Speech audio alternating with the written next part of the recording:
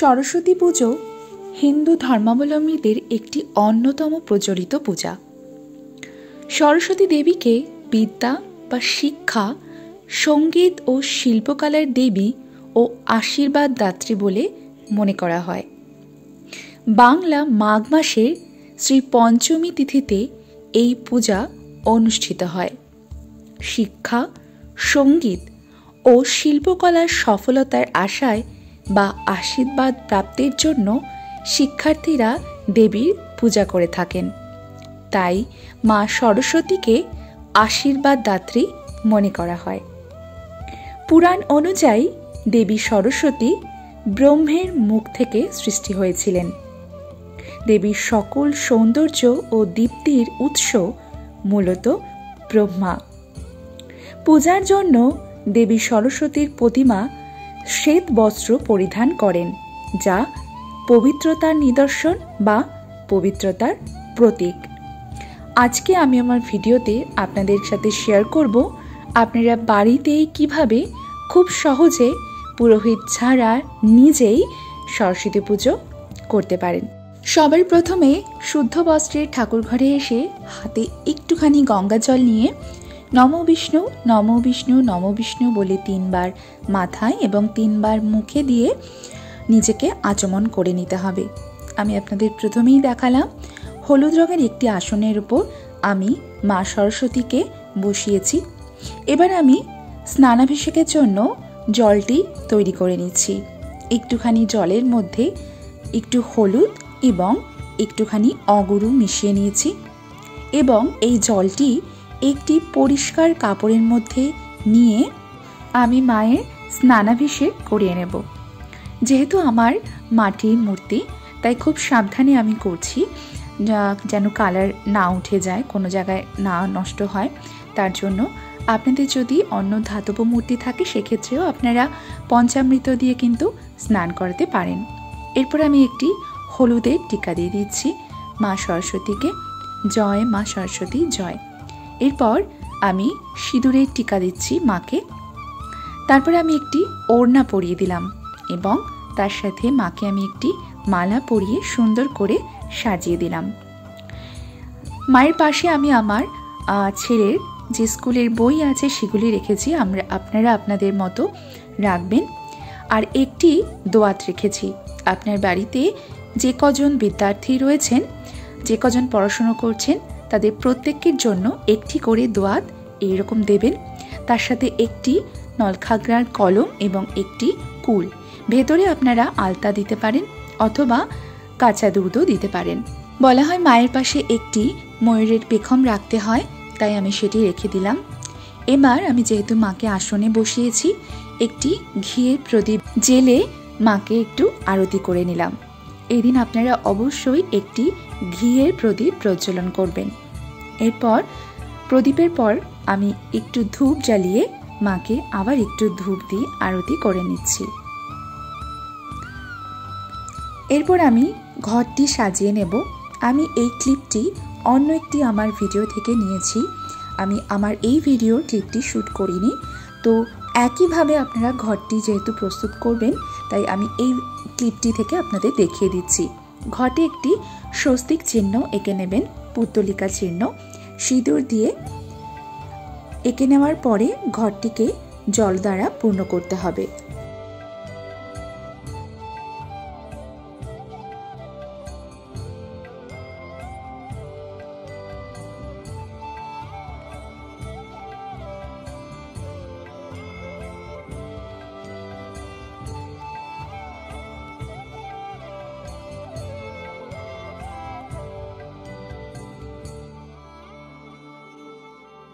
একটি আমের পল্লব নিয়ে নিচ্ছি, 5টি 7টি কিংবা 9টি পাতাযুক্ত, আর প্রত্যেকটিতে একটি করে সিঁদুরের ফোঁটা দিয়ে দিচ্ছি। এরপর আমি ঘটের ওপরে একটি পান দেব এবং আমি দেব কলা। আপনারা চাইলে শশীষ ডাবও দিতে পারেন অথবা হরিতকিও দিতে পারেন। এরপর একটি পান নিলাম, পানের মধ্যেও আমি 3টি সিঁদুরের ফোঁটা দিয়ে নেব। এটি ঘটের ওপরেই আমি দেব। এরপর ঘরটিকে আমি জল দ্বারা পূর্ণ করছি এবং ঘটের মধ্যে আমি কয়েকটি সামগ্রী দিয়ে দেব। সেগুলি হলো একটি সুপুরি দেব, একটি হলুদের গাঁট, একটি 1 টাকার কয়েন অর্থাৎ 16 আনা, একটু অখণ্ড আতপ চাল এবং কয়েকটি দুর্ব। আমার ঘরটি প্রস্তুত হয়ে গেল। এর ওপরে আমের পল্লব দেব। আমের পল্লবের ওপরে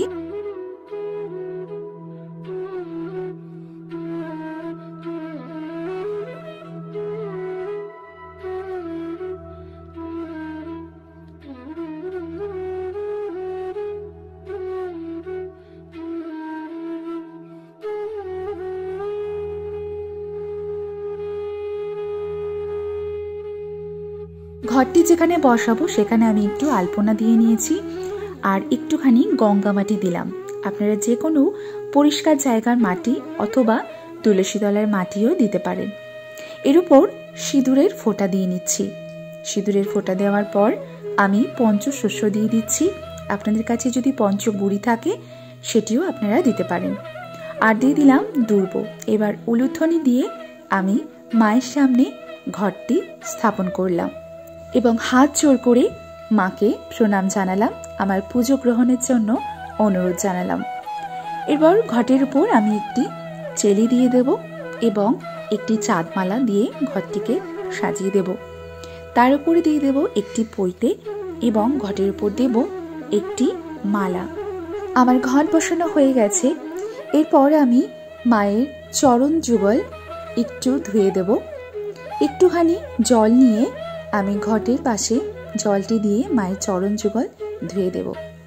জয় মা সরস্বতী জয়, জয় মা সরস্বতী জয়। এরপর হাত জোড় করে আমি বিষ্ণু মন্ত্র পাঠ করব।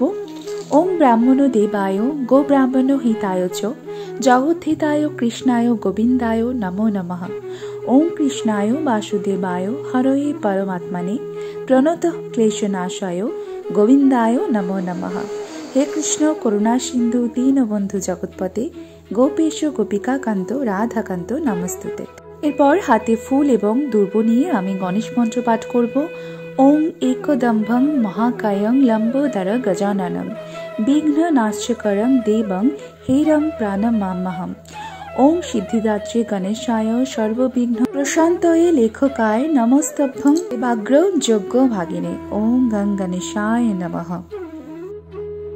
এরপর হাতে ফুল এবং বেলপাতা নিয়ে আমি পঞ্চদেবতার উদ্দেশ্যে বলবো, এতে গন্ধপুষ্পে ওম শিবাদি পঞ্চদেবতাভ্যয় নমঃ। এরপর মাকে আমি আলতা, সিঁদুর, শাখা পলা আমি মাকে এখানে অর্পণ করছি। আপনাদের যার বাড়িতে যেরকম নিয়ম, অনেকের জোড়া কুল, জোড়া শিম, অনেক কিছু অর্পণ করার নিয়ম আছে, আপনারা সেগুলি অর্পণ করতে পারেন এবং পলাশ ফুল অবশ্যই করবেন। আমি এখানে মাকে মঙ্গল সামগ্রী একটি পানপাতার উপর হলুদের গাঁট এবং একটি সুপুরি দিয়ে আমি অর্পণ করলাম। এরপর ফুল বেলপাতা নিয়ে আমি পুষ্পাঞ্জলি দেব 3 বার। আর পুষ্পাঞ্জলি মন্ত্র আমি স্ক্রিনে দিয়ে দিচ্ছি, আপনারা সেখান থেকে দেখে নিতে পারেন। ওম জয় জয় দেবী চরাচর সারে কুচযুগ শোভিত মুক্তাহারে বীণা রঞ্জিত পুস্তক হস্তে ভগবতী ভারতী দেবী নমস্তুতে। নমো ভদ্রকল্লৈ নমো নিত্যং সরস্বত্যৈ নমো নমঃ। বেদ বেদাঙ্গ বেদান্ত বিদ্যা স্নেহভ্য এই বচ এষ সচন্দন পুষ্প বিল্ল পত্রাঞ্জলি সরস্বত্যৈ নমো নমঃ।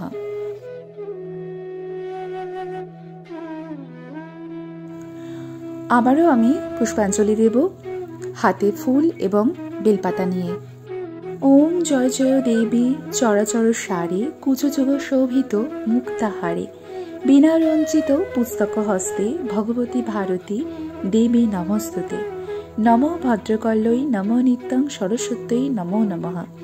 বেদ বেদাঙ্গ বেদান্ত বিদ্যা স্থানেভ এ বচ এষ সচন্দন পুষ্প বিল্ল পত্রাঞ্জলি সরস্বত্যৈ নমো নমঃ। ওম জয় জয় দেবী চরাচর সারে কুচযুগ শোভিত মুক্তাহারে বীণা রঞ্জিত পুস্তক হস্তে ভগবতী ভারতী দেবী নমস্তুতে। নমো ভদ্রকাল্যৈ নমো নিত্যং সরস্বত্যৈ নমো নমঃ। বেদ বেদাঙ্গ বেদান্ত বিদ্যা স্থানেভ্য এ বচ एषो सचन्दन पुष्पबिल्ल पत्राञ्जलि सरस्वत्यै नमो नमः।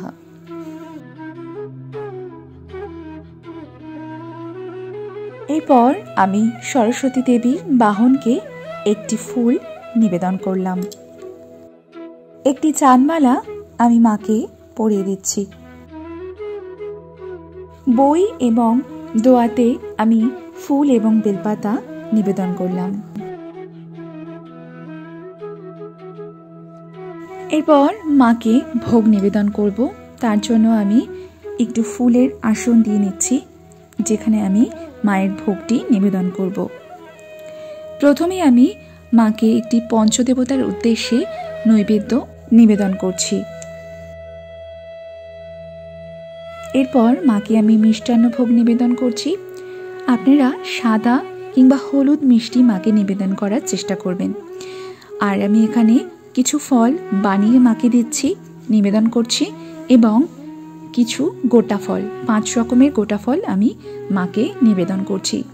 আপনারা চাইলে আপনাদের সাধ্যমতো ভোগ নিবেদন করতে পারেন।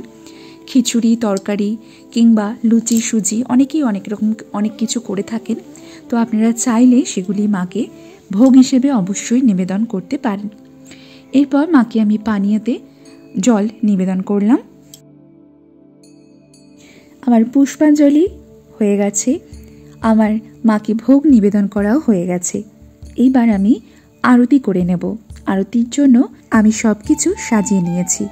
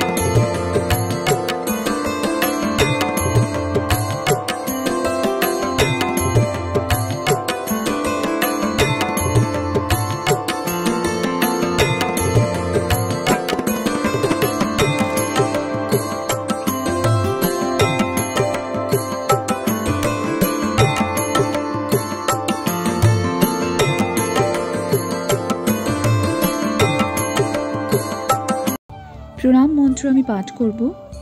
নমো সরস্বতী মহাভাগে বিদ্যে কমললোচনে বিশ্বরূপে বিশালাক্ষী বিদ্যাং দেহি নমস্তুতে। জয় জয় দেবী চরাচর সারে কুজযুগ শোভিত মুক্তাহারে বীণারঞ্জিত পুস্তক হস্তে ভগবতী ভারতী দেবী নমস্তুতে। জয় মা সরস্বতী জয়। বন্ধুরা, এইভাবেই আপনারা বসন্ত পঞ্চমীর দিন খুব সহজেই বাড়িতেই নিজেরা একাই সরস্বতী পুজো করে নিতে পারেন। আমি খুব সহজ পদ্ধতিতে আপনাদের সঙ্গে শেয়ার করেছি। আমি আশা করছি আপনারা নিজেরাই পারবেন বাড়িতে এইভাবে পুজো করতে। আর আমার পুজো পদ্ধতি যদি আপনাদের ভালো লেগে থাকে তাহলে অবশ্যই আমার ভিডিওতে একটি লাইক করবেন এবং আমার চ্যানেলে যদি নতুন হয়ে থাকেন আমার চ্যানেলটিকে সাবস্ক্রাইব করে রাখার অনুরোধ রইল এবং ভিডিওটি শেয়ার করে দেবেন যাতে আপনার সাথে সাথে আপনার আত্মীয় পরিজন বন্ধুবান্ধব সকলে এই ভিডিওটি পেয়ে উপকৃত হয়। তাহলে বন্ধুরা, আবারও দেখা হবে আপনাদের সঙ্গে নতুন একটা ভিডিও নিয়ে খুব শিগগিরই। ততক্ষণের জন্য আপনারা সকলে খুব ভালো থাকবেন এবং আপনাদেরকে সরস্বতী পুজোর আগাম অনেক অনেক শুভেচ্ছা রইল।